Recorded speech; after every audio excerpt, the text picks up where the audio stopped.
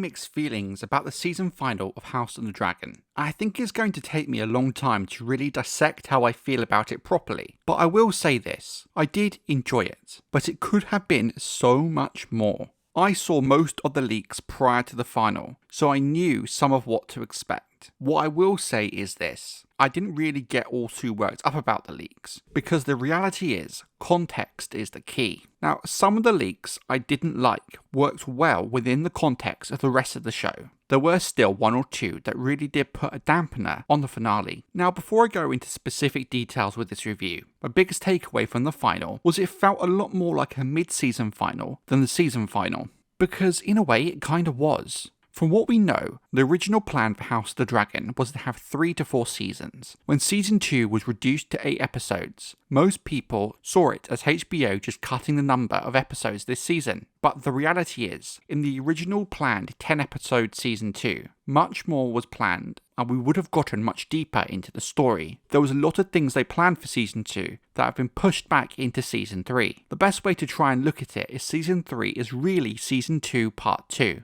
Which is in reality exactly why this feels like a mid-season final, because it effectively is in terms of the narrative. I will be going into this in a lot more detail next week in my season review, but I do think many of the issues with the pacing and narrative of the season can be traced back to splitting the original planned season 2 into 2 8-episode seasons. There was a lot more I liked about this episode than I thought I would given the leaks. Like I said, some were better within the context of the show, and some of the stuff that was not leaked I really did enjoy. I would say, on average, for every scene that I liked and enjoyed, there was one that kind of fell off or didn't really land with me, which has been a trend and a pattern over the whole of season 2. Now, I'm going to talk about these Tyland Lannister scenes all in one go, because it just makes structuring this review a little bit easier. But I really did enjoy these scenes for what they were. It was great to be back in Essos, in what I assume might be Tyrosh, with a bright colour palette, lots of interesting beards and blue hair. It's a side of Essos we've not really got to see before. I never really mentioned this before, but it does low-key make sense for Tyland to be the one to negotiate with the Triarchy, even though it was Otto's plan in the first place. But my issue here is as much as I enjoyed these scenes, they could have easily spread them out over the second half of the season. I think it would have helped with the pacing a lot, but also helped make it feel like the story was actually moving forward rather than just treading water. It almost feels like they were just thrown into this last episode, almost to make up time. Like they were deleted scenes from prior episodes they added back in. What's a shame is from the little we got to see of Tyland and Essos with the Triarchy, is I think that spreading it out over 3 or 4 episodes could have given us a really compelling character arc for Tyland this season. Having him start out as this fish out of water, slowly earning the respect and trust of the Triarchy and its captains. There is so much they could have done here in such a unique location. It kind of felt a bit wasted just thrown in the final. It does seem they have given Shakaro Lohar some of the character traits of Rancalio Ryndoon, such as the mud wrestling aspect and the wives. Lohar really doesn't have a character in the book, so giving them Ryndoon's traits seems like a smart move, as it's unlikely we'll ever see Ryndoon on TV. I'm not sure I love the portrayal of Lohar. I don't know, it just seemed a bit of a wooden performance, with the humour not quite landing for me. In a way, it almost reminds me of the original casting of Daario Naharis in Game of Thrones, but it's only really a minor thing, and on the whole, I did enjoy Tyland's side quest for what it was. I do kind of wish Otto was involved, and maybe he could have gone with Tyland, because it would have given Otto something to do this season rather than just have him disappear, especially when we factor in that the Triarchy was his idea. Now, this whole idea of Aemond burning Sharp Point did get quite a few people upset when the leaks came out, given how much he seems to enjoy doing it. At this stage in the book, it's not something I think Aemond would have done yet, but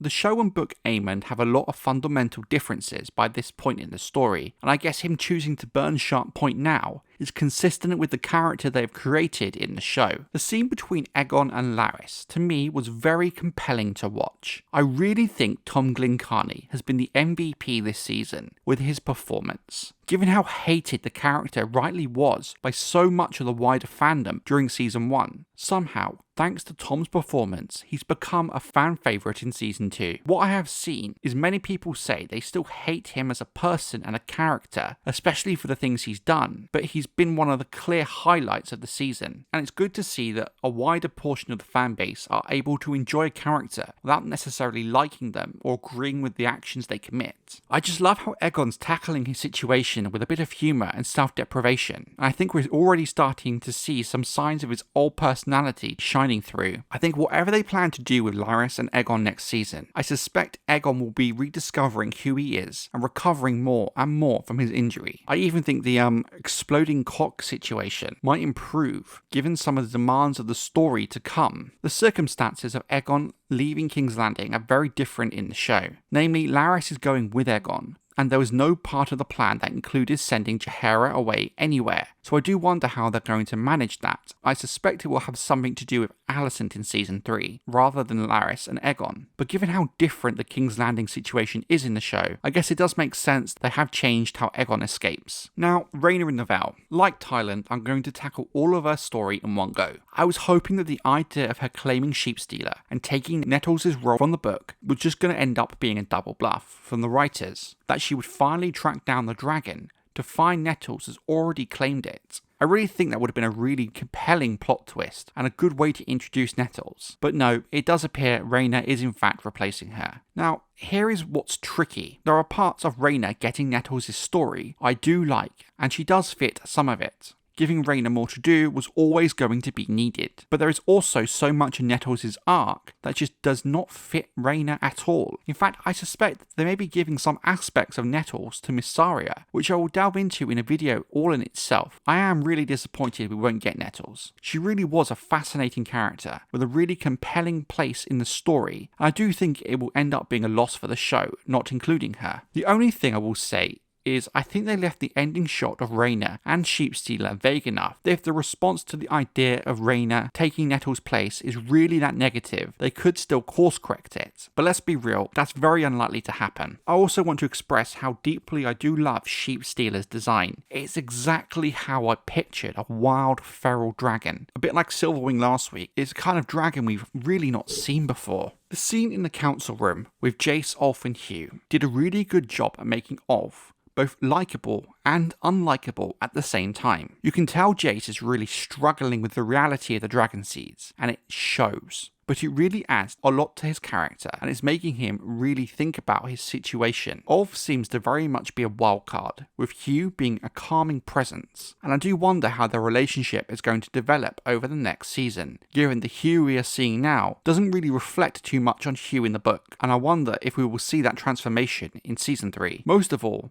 I love the new energy the Dragonseeds have brought to the story, and it's something I believe was badly needed. The scene at the docks between Rhaenyra and Corlys is kind of one I wanted to see much earlier in the season, perhaps in episode 5 after Rook's Rest, where they now address the Rhaenys situation. I very much think they merged it into this scene where Corlys is giving Rhaenyra that last push she needs to make that difficult decision that this war is now going to turn very bloody and that thousands will die. It shows just how good of a hand he is, supporting her, but also counselling her in the right direction very subtly. We also start to see Corlys crack slightly when it comes to Adam of Hull, where we are maybe starting to see a little bit of regret that he's not been a part of Alyn and Adam's life. And the sad fact is, he doesn't really know Adam at all. The renaming of the ship is a nice touch as well. While it's not something that happened in the book, it's very much something I could see happening with how fitting of a tribute it is to Rhaenys. When it comes to Corlys' accounting of the dragons, I love the fact that Rhaenyra refers to her own brother Daemon as just the third brother. It goes to show how very little they've interacted. It may even be possible they've not even met. The statement about Helaena not having a taste for flying did rub me the wrong way slightly. In the book, she very much did love flying Dreamfire, and she did so regularly, but no, she wasn't a fighter.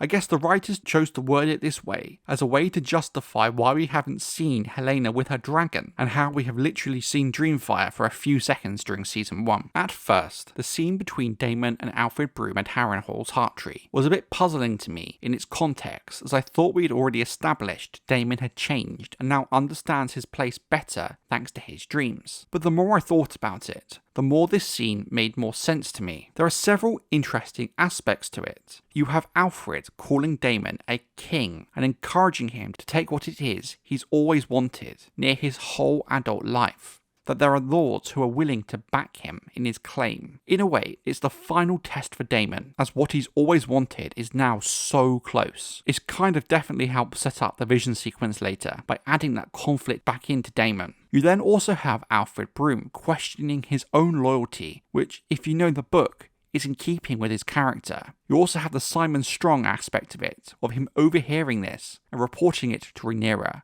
thus ensuring she comes to Harrenhal and maybe going some way to set up Simon's arc in Season 3 when it comes to what goes down at Harrenhal with some other characters. I'm trying to keep it vague as I know a lot of non-book readers do watch these reviews. The scene between Alicent and Helaena does answer a lot of questions I know fans have had all season. Why are the Smallfolk blaming the Crown for the blockade and not Rhaenyra? This is an aspect of the season that has really bothered me because it made little sense to me. The fact that at this stage there was a food shortage did baffle me slightly. It was way too early for anything like food riots to be happening. In fact, in the book, at no point while King's Landing is under the control of the Greens was there any issue with the Smallfolk. I guess they made this change to add a bit more underlying tension and a sense of urgency and really get across how vital this blockade of the Gullet is to the story. Now, the Aemond aspect of the scene, with him trying to get Helaena to join the fight, is both interesting and frustrating for me at the same time. In a way, both Aemond and Alicent are correct in this scene. Aemond is right to want to try and use Dreamfire if they can,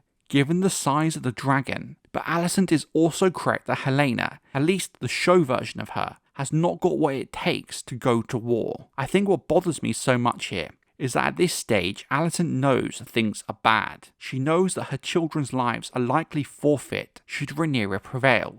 Is what's been so central to her character growth during Season 1 and a key part of her motivation and central to her character. She doesn't seem to want to accept the reality of what would happen to Aemond, Aegon, and hell, maybe even Daeron in this situation. It's like, I get what the writers were going for with this scene, especially with the context of the final scene of the episode. It was needed to push Alicent in that direction, but nothing about it hits the mark, and it relies on Alicent willfully ignoring that Aemond is right to be fearful for their lives. It's the very thing Otto had always tried to impose on Alicent. It all to me really sums up how inconsistent Alicent's character arc has been this season at times. Now, I love the scene between Criston Cole and Gwayne. We really get a deep look into the psychology of Criston Cole, and it's fascinating. He knows his flaws and openly admits to them, much to his own shame. He's almost being very nihilistic in his view of the world. I think it speaks volumes of his character. It's clear his relationship with Rhaenyra really warped the way he views the world, and how much he views and respects himself,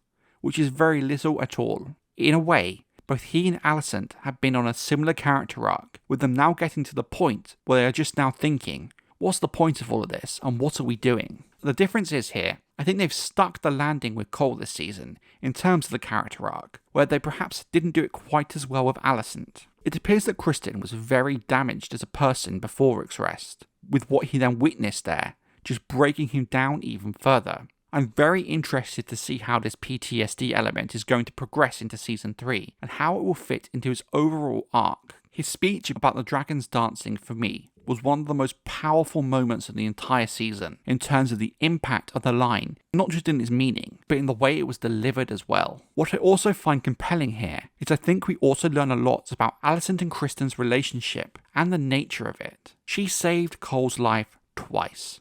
Once from the headsman thanks to his relationship with Rhaenyra, and once from himself after killing Joffrey. How she became his beacon. I think from that moment on, Criston Cole always had an underlying love for Alicent, and Alicent very much knew that and used that loyalty. Thus, when Viserys died, it was very easy for her to find a way into Criston's bed, a man she knows is unreservedly loyal to her at this point. Now at first, I thought that their affair was just a physical thing, but now with the context of this scene, it appears so much more than that. I do think Criston truly did love Alicent. Well, a kind of love.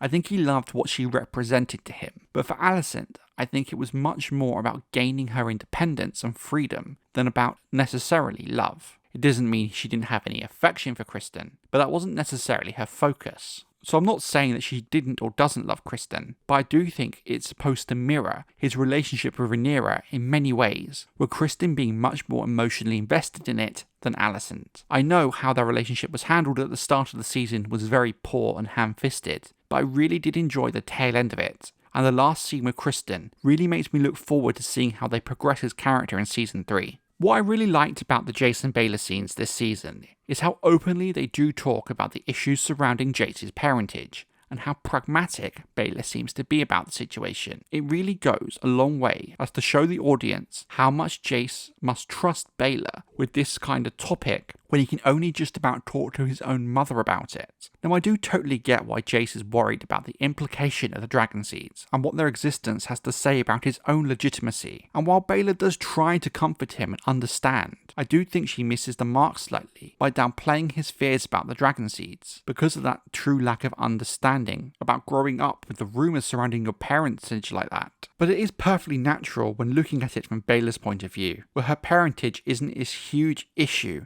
her whole life, with it being one of the justifications for a war, so it's understandable that she would not see it the same way as Jace. I was worried they weren't going to build this closeness in the relationship between Jace and Baela this season, but I do think they have done enough to make both their Season 3 plotlines work effectively. I love how awkward the dinner scene is. You have Jace trying his best not to look disgusted, Hugh and Adam doing the best they can to fit in, then just Ov living his best life, being an utter idiot. Honestly, the casting of all the Dragonseeds has been spot on. We then have Rhaenyra promising to knight the seeds for their service, and Ov's reaction to that is very telling about where his story is going to go. In fact, his whole attitude this episode does. I think he's been caught up so much in the moment of claiming a dragon that he's really forgotten the sheer danger he's about to be thrown into. I think Rhaenyra handles this scene well with grace. And I do wonder if this is more her being respectful or knowing how badly the Dragonseeds are needed, and slightly fearful still of the non-Targaryens now having access to dragons and what that means. What I think is a clear takeaway from this scene, however,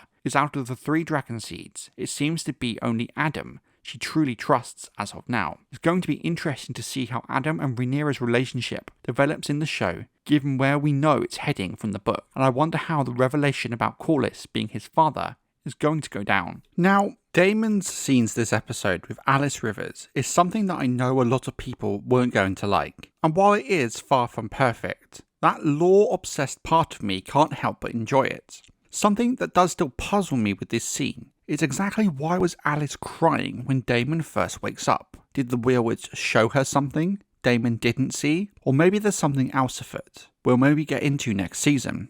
Maybe something related to the Isle of Faces, perhaps. But regardless, this scene maybe has for me the best 2-second moment of the whole season that literally had me spitting out and choking on my drink with surprise. The shot of the Green Man. They are quite obscure in lore, but very important.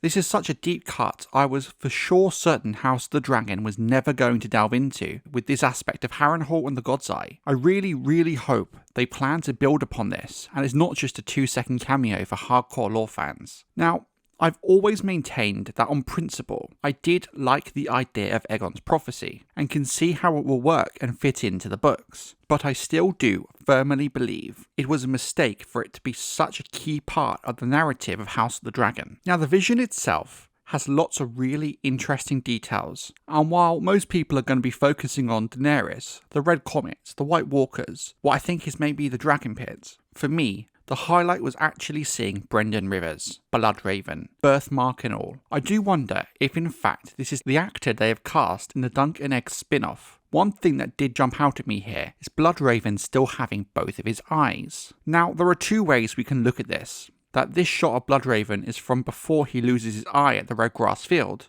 or to keep Bloodraven in line with what they've established in Game of Thrones, they're going to keep him with both eyes, which kind of puts a dampener on the whole 1,000 eyes in one aspect. Another idea I have seen thrown around is that they had him with both eyes to ensure people did not get him confused with Aemond, which I guess makes sense a bit. Now, the bit that's going to have me asking a lot of questions until Season 3 is the Helaena aspect of the vision. She did appear lucid, as if she was actively communicating with Daemon.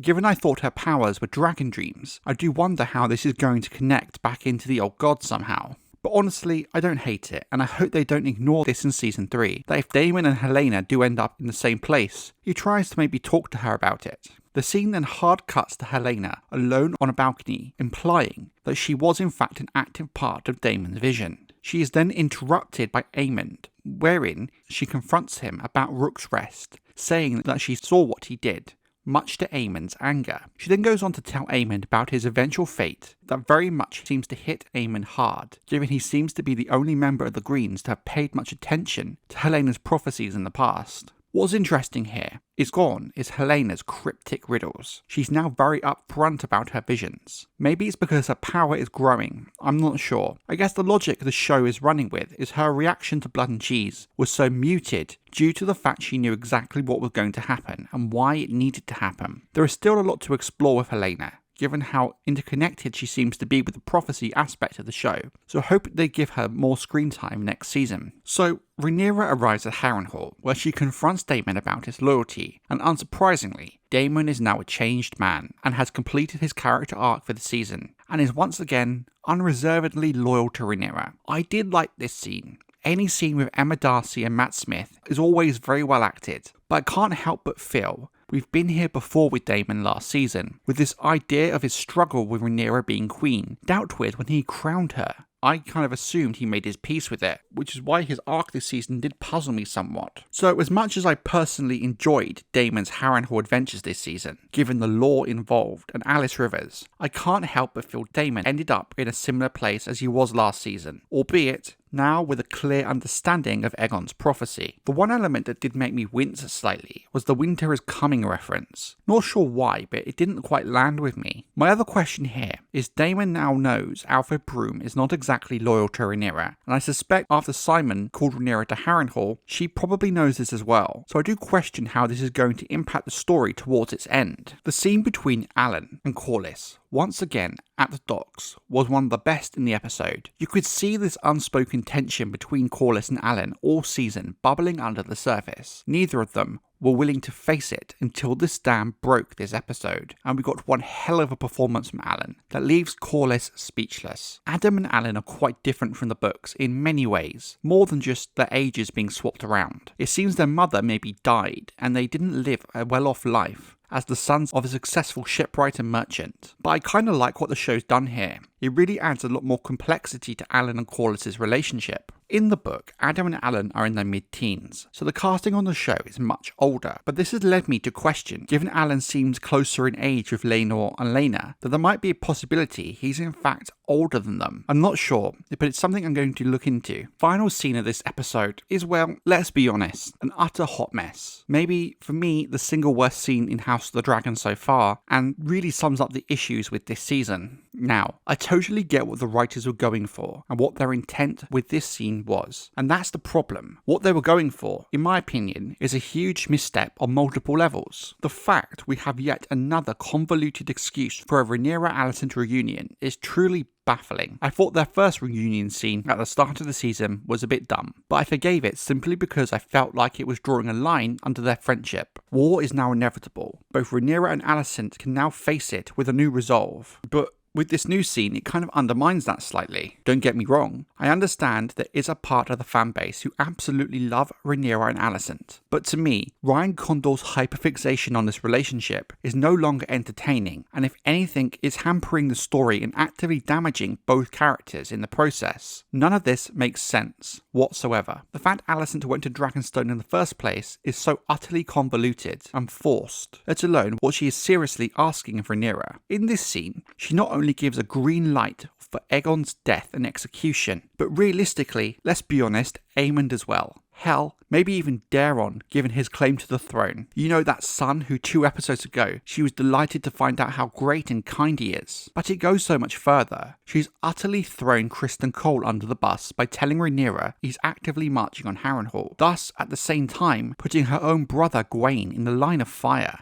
Then her father, Otto, Rhaenyra is hardly going to be able to let him live, given his role in the war, so Alicent and Helaena can be free, whatever that exactly means. Now don't get me wrong, Alicent has had a defined character arc this season, which ended with this scene. The writers were clearly building up to this. That's the issue. The whole arc for her, the sheer idea of Alicent doing this, is so misguided and out of character. This isn't any Alicent Hightower I know. But where is the duty? Where is the sacrifice Alicent, who fought fiercely for her children in season 1? She's now giving the go-ahead for Aegon to be killed. It's truly baffling how we've got to this point with her character. I loved Alicent as a complex character during season 1, which is one of the aspects of the show that was really handled well, which surprised me a lot because let's be honest, I've never really been a big fan of her book character. I just can't get my head around how we got to this point with her. Rhaenyra's whole a son for a son thing also really irked me as well. Like, Jaehaerys at this point has just been forgotten and doesn't matter at all. Rhaenyra making a point that Alicent needs to sacrifice something,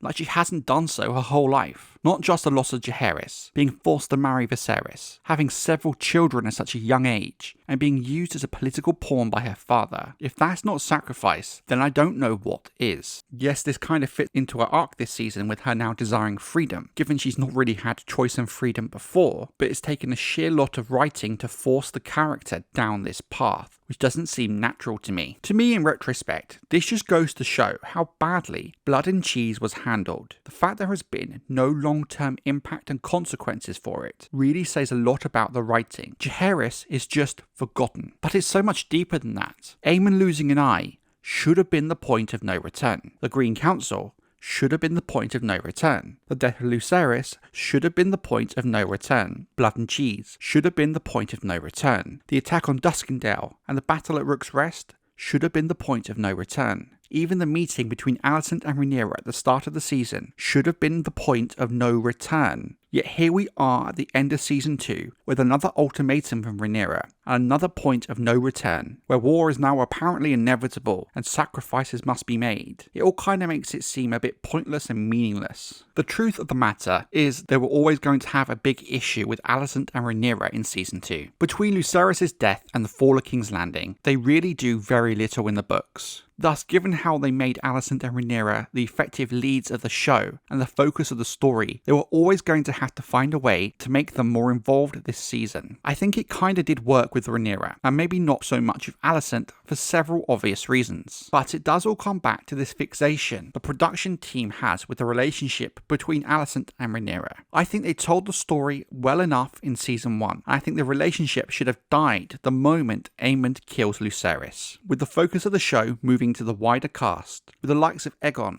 Aemond, Jace, Baela now taking centre stage in season 2. In a way, that choice to make Rhaenyra and Alicent the focus of the show kind of has written them into a corner where they kind of have to keep them as the focus when it would benefit the narrative greatly not to. It would kind of be like somehow managing to keep Ned Stark alive past episode 9 of Game of Thrones and give him some random side quest to negotiate a peace deal between the Lannisters and Robb, or something to that effect. People loved Ned Stark and they loved Sean Bean, but when the time was right, the story moved on, which is not something I think has happened with House of the Dragon. Instead, they're clinging on desperately to the bits that fans loved, such as the relationship between Rhaenyra and Alicent, when realistically its time should have passed by now. But what's so frustrating about this is, again, the acting is phenomenal, and it does draw you in, even if the actual writing is utter lunacy. Ryan Condal and co. really owe a hell of a lot of thanks to the wonderful cast, whom have somehow managed to elevate some torrid writing this season into watchable, entertaining TV. Emma Darcy and Olivia Cook really held together any semblance of the scene making sense and having an impact. They managed to take the few genuinely compelling bits of dialogue and character from the script and elevate it. You do see a true fight of conflict within Alicent. You can see Rhaenyra's envy for the wish of freedom, if not for the burden that she bears. So even in what I call the worst scene of the season, for me personally, there are loads of redeeming factors still. Despite the sour taste that last scene did leave, the final sequence did a really good job at building the hype and excitement of the war to come. We can see the chess pieces now moving into place. Frankly, the whole thing was elevated a lot by the music. I don't talk about the music a lot, but it is because it's one of the very few things on the show which has consistently been flawless. The way it shifted to each house's motif as we cut between the armies was masterful. Seeing Daeron was also really exciting, and is one of the elements I'm really looking forward to in Season 3. I have no idea what the hell's been going on with Otto, but I do assume he's been captured maybe by the Beesburies. Anyhow, I suspect he's going to have a much bigger role than in the books during Season 3, maybe taking the place of Hobbit Hightower, leading the Hightower army, with him directly tutoring Daeron. Was this a season finale? Yes. Did it feel like one? Certainly not. There are so many reasons why. The reduced episode count really didn't help. But also, this part of Fire and Blood I think was always going to be the hardest section to adapt, given how much more green focused it is, and the need to give other characters things to do this season. This isn't going to be my last review. I am working on a season review that I hope will be ready next week. It's a real deep dive into the season, what worked, what didn't, and why I think, sadly, the issues with this season were more inevitable given choices made during Season 1 and the current issues going on behind the scenes of HBO right now. I do think a 7 out of 10 is a fair score for this episode. I did enjoy it a lot,